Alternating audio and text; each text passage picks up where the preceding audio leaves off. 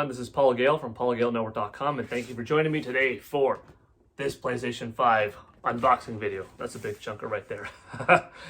It's an exciting time to be a gamer because we are now in Generation 9 officially. Now, I count Generation 9 as beginning with the Nintendo Switch back in March of 2017 because that, to me, was the first 9th gen console.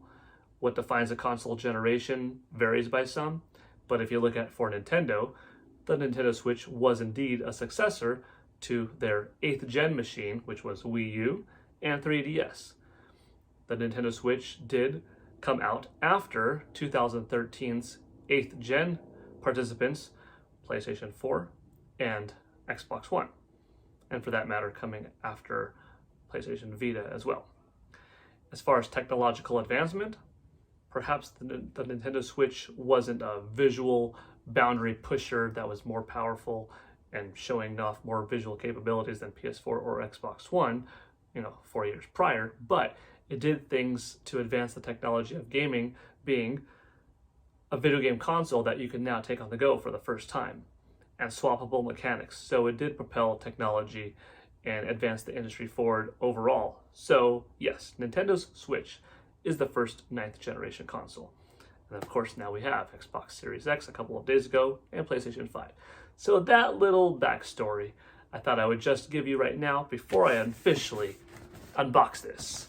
For more on that kind of stuff, I have talks and discussions on video game news days and video game talk days, but I thought I'd give you a little bit more to today's story other than just unboxing this. But now let's actually hop into it and let me show you what it looks like inside. I'm going to flip the camera around to give you a better look. Alright, so here's the PlayStation 5 and we're going to open it up, cut off the top, flip it over, slide this guy out. Got that PlayStation logo right there. So far it's a nice box. Toss that out to the side. And let's see what it looks like. And it's given instructions of how to open this. Put everything off. I'm guessing we might have a controller in this one. Here we go. It's kind of weird because I've been going to E3s every year since 2000. So E3 is normally the place to be for me personally, where I get to hold a new controller in my hands for the first time. And now here we are at a console launch getting to hold a controller for the first time. But it feels so good. It feels good so far.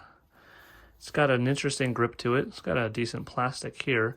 It's actually less white and more gray, kind of reminiscent of the original PlayStation controller back in the day, but lighter than that, I would say. But on the back, it's got these little textured grips. Of course, they're made up of crosses, triangles, circles, and squares, which is a nice detail. This part's smooth. We've got USB-C right there. I'm looking forward to feeling what the new rumble mechanics are like. I made a previous video where I compared what I think this is going to feel like to the Nova Falcon. I touched the button, it lit up. That's cool. The Nova Falcon was a neat tool that I got to play with back at an E4All Expo in 2007 or 2008. And it used haptic feedback technology. So I have a feeling that this is going to feel different than Nintendo's HD Rumble and more like the Nova Falcon. But let me put that off to the side for now. Oh, I do have to do something important, and that's the Hadouken test. I like to jump. I like to jump, boom, Hadouken. Jump, Hadouken. Yeah, the D-pad's okay. I'm sure it'll be all right for Hadoukens. Yeah, that's a test. It's a Street Fighter test. The Hadouken test. You have to see if every controller is all right to perform Hadoukens. Power cable. Similar to PlayStation 4. Let's see if this is an HDMI 2.1 or not. Well, we've actually got a few cables in here. So we've got our USB Type-C for charging the DualSense.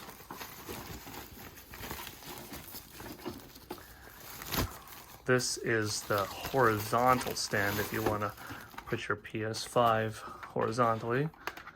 That's cool. It's actually a pretty smart design. I know some people think it's kind of silly that it's technically like the first console that you can't just lay on its side on its own.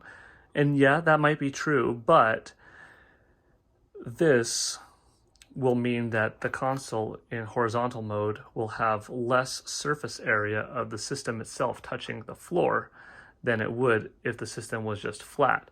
So that's got to help with heat.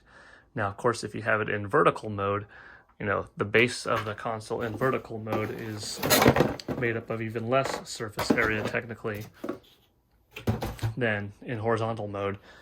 And it would be kind of interesting to see what's more surface area, this in horizontal or vertical as is. But that's why Sony probably did that to help with airflow. It's got a nice massive heatsink after all. Now this is the HDMI 2.1 cable to maximize your 4K TV output. And here is the main star of the show. Although I don't know, I'm a big controller guy and I really like a good controller in my hands, so the DualSense might be what steals the show. But let's be honest, a new console and looking at it and feeling it for the first time, you never end up really feeling it long term, unless if you're dusting it.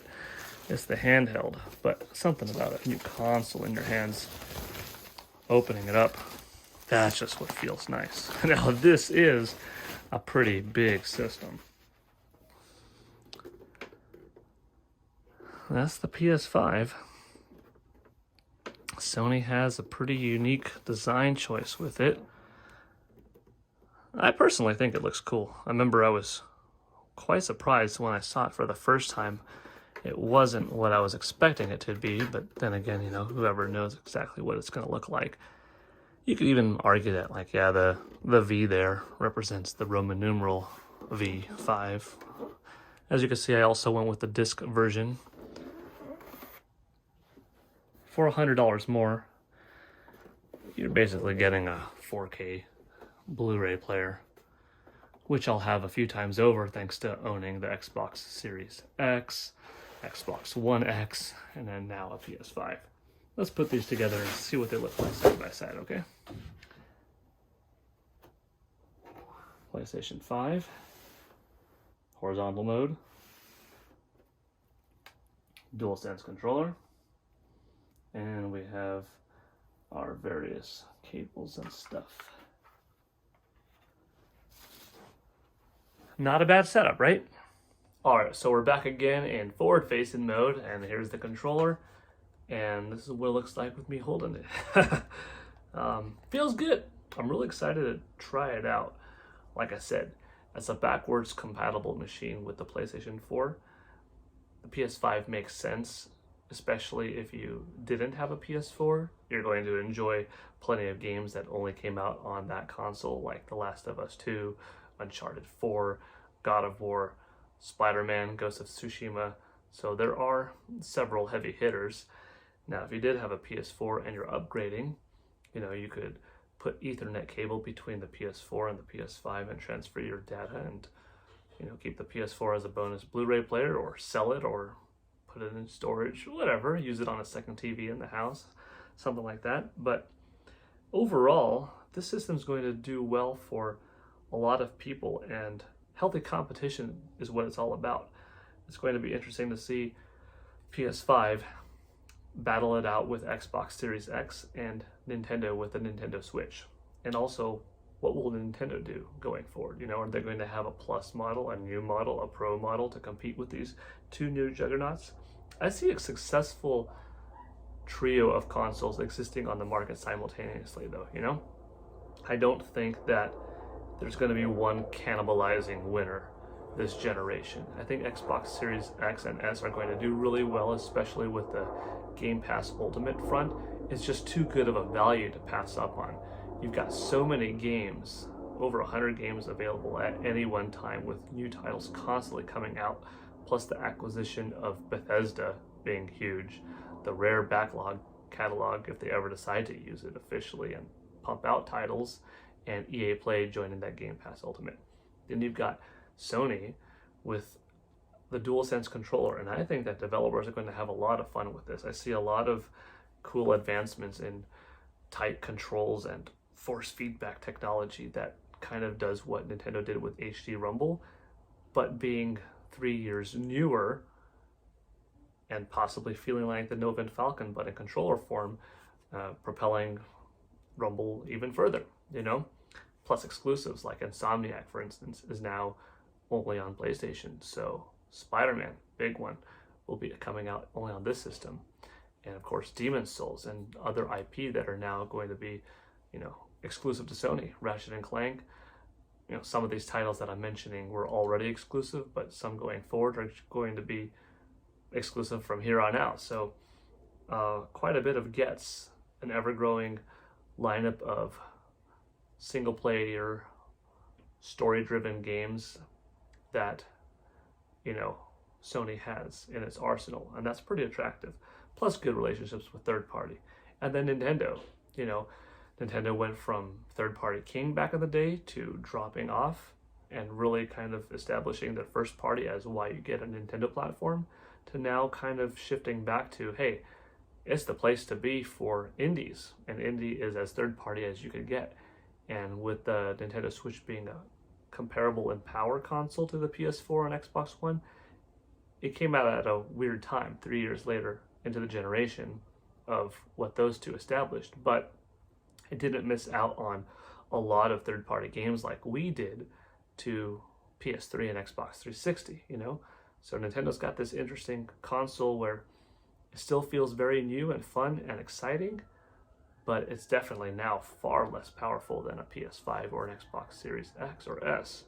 However, that lack of power is not the biggest deal because they still have, you know, IP king with Donkey Kong, Mario, Zelda, Star Fox, Pokemon, Pikmin, you know, you name it, Mario Kart, Smash Brothers. If they want to dig back and use Wave Race, like, the list goes on and on, right? But anyways, I'm going into, you know, video game talk and stuff like that, and this is supposed to be an unboxing video, but I did the unboxing, so I can't help but talk about a little extra. Here's what the PlayStation 5 looks like to your standard 5'11.5" tall adult.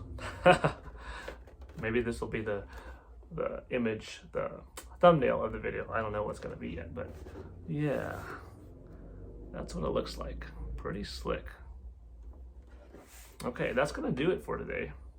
Congratulations, Sony, on a successful launch. It's kind of neat here. The camera's probably not going to pick that up, but there are lots of little X's and zeros, crosses, zeros, O's, triangles, squares on the inside portion of the console's plastic. I'm looking forward to busting out some Spider-Man Miles Morales tonight. That's been my unboxing video. Thank you for watching Paul Gale Network's unboxing, and I hope you're having a fun time with your video game machines, no matter what you're playing on. You know, you could be a fanboy or a fangirl of something. You could have your favorite company, but you could love everything. If you're a fan of video gaming, you could pick a side that best represents you, but you never have to necessarily knock another side or omit a complete category of gaming, right? So enjoy everything, have a favorite, that's cool, you know, but here's to the whole evolution of the industry getting better and better, right? All right, PGN signing out. Take it easy, everybody. Bye.